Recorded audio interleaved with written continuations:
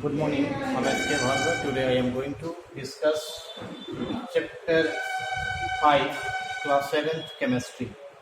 Acid, base and neutral substances. First of all, सबसे पहले हम लोग देखेंगे एसिड्स के बारे में कि एसिड्स होता क्या है।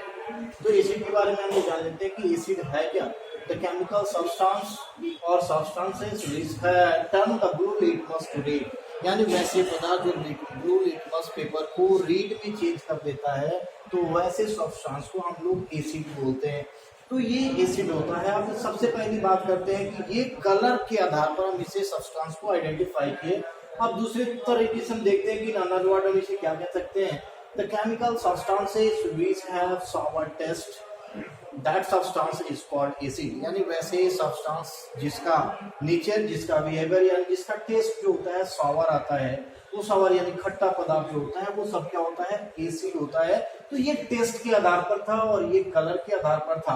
अब बात करेंगे हम लोग थोड़ा रिएक्टिविटी के आधार पर कि एसिड को कैसे पहचानेंगे, एसिड किसको बोलते हैं। तो सबसे हम सभी लोग जानते हैं, as we know that the acid reacts with base to form salt and water.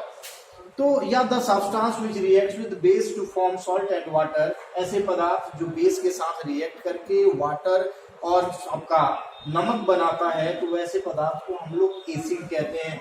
तो इन परिभाषाओं के आधार पर हम लोग एसिड्स के बारे में जानते हैं कि हाँ एसिड, तो पहला हमने लिटमस टेस्ट के आधार पर इसका डिफिनेशन देखा, दूसरा हमने इसके टेस्ट के आधार पर, स्वाद के आधार पर देखा, और तीसरा जो देखा हमने एसिड के डिफिनेशन को, उसको रिएक्टिविटी के आधार पर, यानी रिएक्ट करता है तो क्या बनाता है, उसके आधार पर हमने एसिड्स के बारे में देखा।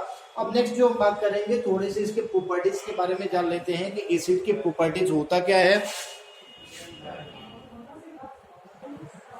नेक्स्ट हम लोग बात करेंगे कि सबसे पहले कि एग्जांपल ऑफ एसिड। एसिड हम किस किस को कहते हैं जान लेते हैं कि एसिड हम तो HCl, तो HCl ये hydrochloric acid, HCl hydrogen cyanide, ये है आपका carbonic acid, H2SO4 sulphuric acid, ये हो गया आपका acetic acid, CH3COO, hydrogen bromide, hydrobromic acid, hydrofluoride यानी hydrofluoric acid, hydroiodide, hydroiodic acid. तो ये सभी के सभी क्या है, एग्जाम्पल्स हैं एसिड के। इसकी कमी नहीं है। एसिड आपके नेचुरल्स भी होते हैं, सिंथेटिक होते हैं यानी मिनरल्स एसिड, तो वो हम लोग आगे देखेंगे। सबसे पहले बात करते हैं हम लोग प्रॉपर्टीज ऑफ एसिड्स के बारे में कि एसिड्स के क्या क्या गुण होते हैं। तो एसिड के गुण के बारे में देखा जाता है तो there are many properties of acid are as given below. बहुत सारे प्रॉपर्टीज होते हैं एसिड्स के पास। तो वो एसिड के पास कौन कौन सी प्रॉपर्टीज होती है, तो हम लोग इसके बारे में जान लेते हैं कि acid has sour taste. Acid जो होता है वो खट्टा लगता है, यानी उसका टेस्ट जो होता है वो सावर होता है। दूसरी चीज हम बात करते हैं कि acid turn blue litmus to red. Litmus जो होता है इंडिकेटर होता है, ये नेचुरल इंडिकेटर होता है, दो फॉर्म में होता है, सॉल्यूशन के फॉर्म में और स्ट्रिप के फॉर्म में यानी पेपर के फॉर्म में। अब ये लिटमस जो होता है लीचेन प्लांट से प्राप्त होता है, जो सैप्रोफाइटिक प्लांट होता है, जो dead and decaying organic matter पर ये निकलता है, तो उसे एक्सट्रैक्ट करके आपको लिटमस तैयार किया जाता है। तो एसिड ब्लू लिटमस को रेड करता है। नेक्स्ट हम बात करते हैं कि एसिड सॉल्यूशन कंडक्ट इलेक्ट्रिसिटी। तो एसिड को जब हम वाटर में मिक्स कर देते हैं तो वो सॉल्यूशन बनता है और ये सॉल्यूशन जो है इलेक्ट्रिसिटी को कंडक्ट करता है, यानी इससे इलेक्ट्रिसिटी जो होता है पास करता है। और इलेक्ट्रिसिटी पास करने का है क्या कि जब हम एसिड को वाटर में डिसॉल्व करते हैं तो वो क्या होता है, पार्शियली और कंप्लीटली डिसोसिएट हो जाकर आयोनाइज्ड हो जाता है, और आयंस के प्रेजेंस की वजह से एसिड जो है इलेक्ट्रिसिटी को कंडक्ट करता है। नेक्स्ट बात करते हैं कि acid reacts with metal to form या to produce the salt and hydrogen gas, यानी मेटल जब आपके एसिड जो होते हैं मेटल के साथ रिएक्ट करते हैं, तो ये सम मेटल, कुछ मेटल्स हैं जिसके साथ रिएक्ट करके हाइड्रोजन गैस प्रोड्यूस करता है, बहुत सारे मेटल जो होते हैं उनके साथ रिएक्ट करता है तो हाइड्रोजन गैस प्रोड्यूस नहीं करता है। तो मेटल रिएक्टिव सीरीज में जो टॉप ऑफ द टेबल होता है, जो आपको टॉप में होता है, वो आपका रिएक्टिव मेटल्स होते हैं। तो रिएक्टिव मेटल्स के साथ जब रिएक्ट करेगा एसिड तो वो लिबरेट करता है हाइड्रोजन गैस को और सॉल्ट का फॉर्मेशन करता है। तो देखते हैं कि ये कैसे बनाता है। तो सोडियम हमने एग्जांपल के तौर पर लिया है कि सोडियम हाइड्रोक्लोरिक एसिड के साथ रिएक्ट किया हुआ है। तो सोडियम आपका मेटल है, जो आपका कहने का मतलब ये इसका रिएक्टिविटी जो होता है वो हायर होता है। तो हायर रिएक्टिविटी की वजह से जब ये आपका रिएक्शन किया हाइड्रोक्लोरिक एसिड के साथ, तो sodium is highly reactive than hydrogen. Sodium hydrogen से अधिक रिएक्टिव है, जिसकी वजह से सोडियम हाइड्रोजन को डिस्प्लेस कर दिया, और डिस्प्लेस किया तो बना दिया हाइड्रोजन गैस, और दूसरा क्लोरीन बच गया। तो क्लोरीन और सोडियम मिलकर आपका रिएक्ट किया। तो बात करते हैं कि सोडियम के वैलेंसी जो होती है, सोडियम के वैलेंसी 1 होती है, और क्लोरीन का भी वैलेंसी जो होता है वो 1 होता है, और क्रॉस मल्टीप्लिकेशन करता है तो ये बनाता है आपका NaCl। तो यहाँ पर NaCl जो है आपका कॉमन सॉल्ट कहलाता है, ये कॉमन सॉल्ट है और ये हाइड्रोजन गैस है। अब रिक्वायरमेंट होती है इसे बैलेंस करने की, यानी अकॉर्डिंग टू एंटोनी लेवॉइजर। तो Antoine Lavoisier give a law of conservation of mass, यानी मास यानी द्रव्यमान संरक्षण के नियम के आधार पर इसे जब हम देखते हैं तो कहता है कि mass is neither created nor destroyed in a chemical reaction. The total mass of the reactant is equal to the total mass of product, यानी केमिकल रिएक्शन में जो रिएक्शन के दौरान हमने जितने मास डाला उतना ही मास हमें प्रोडक्ट के दौरान निकलना चाहिए। तो ये साइड जो होता है हमारा रिएक्टेंट होता है, और ये जो होता है हमारा प्रोडक्ट होता है। ये एरो है, एरो के लेफ्ट साइड में रिएक्टेंट होता है, एरो से राइट साइड की तरफ प्रोडक्ट होता है। अब हम बात करते हैं तो यहाँ पर मास की बात होती है और number of atom participates in the chemical reaction, यानी कौन कौन से एटम और कितने नंबर ऑफ एटम पार्टिसिपेट्स किए हैं रिएक्शन में। तो उसको देख लेते हैं सोडियम, तो सोडियम यहाँ 1 है, यहाँ भी सोडियम आपका 1 है। दूसरी बात करते हैं हाइड्रोजन 1 है, बट हाइड्रोजन यहाँ पर 2 है।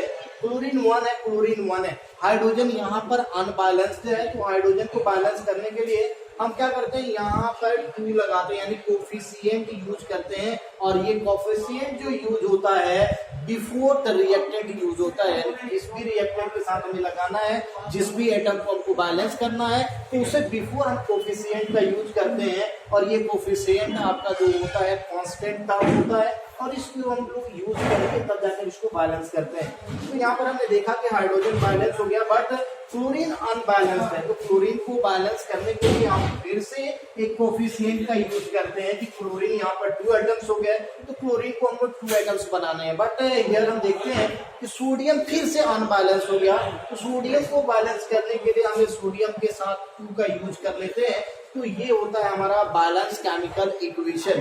तो बैलेंस केमिकल इक्वेशन के तौर पर हम देख सकते हैं कि ये है आपके एसिड के प्रॉपर्टीज, और भी बहुत सारे प्रॉपर्टीज हैं जो हम लेटर इसको डिस्कस करेंगे धीरे से। नेक्स्ट प्रॉपर्टी की हम बात करते हैं कि acid have corrosive in nature, यानी नेचर में जितने भी एसिड्स होते हैं, तो जो रिएक्टिव एसिड्स होते हैं वो रिएक्टिव एसिड आपके कोरोसिव नेचर्स के होते हैं, यानी जैसे ही वो हमारे हाथ पर कपड़े पर पड़ता है तो वो क्या करता है, जला देता है। तो कोरोसिव नेचर का मतलब है यहाँ जलाने से। तो acid have corrosive in nature, तो एसिड से इसीलिए हमें क्या करना चाहिए, उसको के भी केयरफुली हैंडल करना चाहिए कि ताकि वो हमें उसका इफेक्ट, बैड इफेक्ट यानी उसका एडवर्स हमारे बॉडी पर ना पड़े। दूसरी हम नेक्स्ट बात करते हैं कि acid reacts with metal oxide to form salt and water, यानी एसिड जब मेटल ऑक्साइड के साथ रिएक्ट करता है तो सॉल्ट एंड वाटर बनाता है। तो इसके एग्जांपल के तौर पर हमने आपको मेटल ऑक्साइड के रूप में सोडियम ऑक्साइड को लिया हुआ है और उसको हाइड्रोक्लोरिक एसिड के साथ रिएक्ट कराया हुआ है। तो सोडियम आपको क्लोरीन के साथ रिएक्ट करके सोडियम क्लोराइड बनाया और वाटर बना। अब इस चीज को देखना है कि बैलेंस करना है, कि बैलेंस हम कैसे करेंगे। तो बैलेंस करने के लिए हम देखते हैं यहाँ पर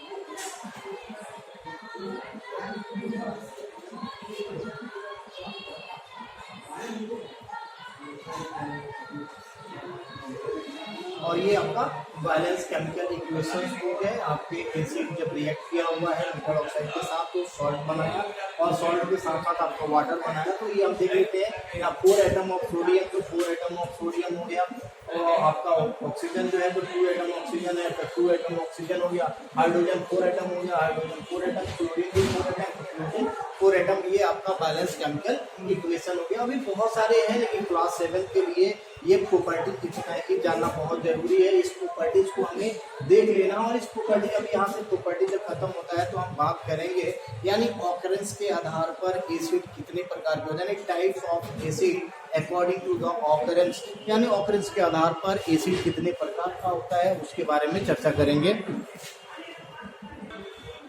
नेक्स्ट हम लोग बात करते हैं according to the occurrence of acid it can be divided into two group, यानी कहने का मतलब है कि एसिड के ऑकरेंस यानी कहाँ से हम प्राप्त करते हैं, किस मीडियम से हमें प्राप्त हुआ है, तो उस मीडियम के आधार पर एसिड को 2 वर्गों में बांटा गया है। तो ये एसिड के यानी नेचुरल एसिड कहें या ऑर्गेनिक एसिड कहें, दूसरा जो होता है सिंथेटिक कहें, मिनरल्स कहें या इनऑर्गेनिक एसिड कहें। तो सबसे पहले हम बात करते हैं कि इसको सबसे पहले कि हमें नेचुरल जिसे कह रहे हैं या ऑर्गेनिक एसिड कह रहे हैं, तो इस ऑर्गेनिक एसिड का डिफिनीशन के तौर पर यानी इसका डिफिनीशन इसको जो है डिफाइन कैसे करेंगे, तो देखते हैं ऑर्गेनिक एसिड।